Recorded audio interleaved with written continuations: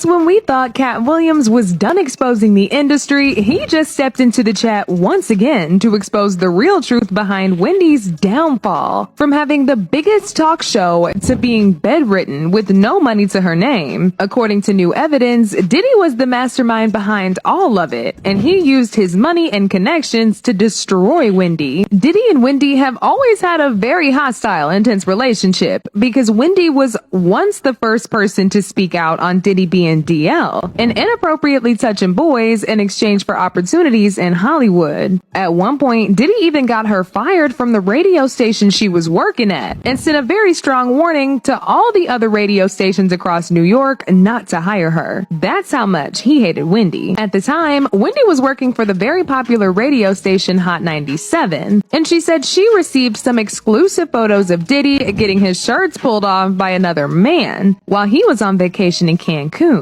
But before she could even get into the details of the story, Diddy got her fired and put a ban on her head, telling every single radio station in New York not to hire her. By Wendy Williams, she got fired from Hot 97 because she had a picture of Puffy. So if you don't mind, give me the story from your point of view and what was in the picture. We were in Cancun. For whatever reason, dude was playing with Puff. He went behind him and grabbed his trunks and pulled them down. Some girls that was taking pictures.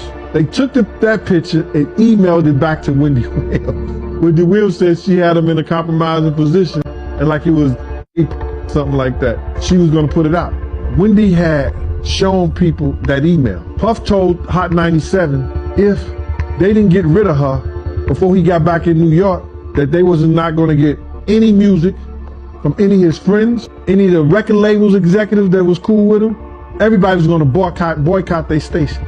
We was out in LA for about 3 days before we landed back in New York. Wendy Williams was in the radio station in Philly. She was fired. Wendy Williams later confirmed this in 2013 when she said a popular hip-hop mogul got her fired after alleging that he was gay. But this time around, she didn't dare mention Diddy's name out loud. However, it was still clear who she was talking about. Wendy said Diddy went as far as telling the girl groups that were signed to his record label at the time, Bad Boy Entertainment, to pull up on her at work and jump her. Thankfully, her boyfriend was around and he stopped her from getting attacked. And get this, y'all, Wendy also hinted at Wendy being controlling over Cassie, but no one clocked the tea she was spilling till it was too late. Did y'all see the way Wendy accurately read into the situation and pretty much pointed out everything that we know about Diddy and Cassie today? She really knew Diddy like the back of her hand, and he ain't like that at all. Anyway, fast forward to 2017, and it looked like they have resolved their issues, because Diddy appeared on the Wendy Williams Show, and both of them joked about the fact that they had tension in the past.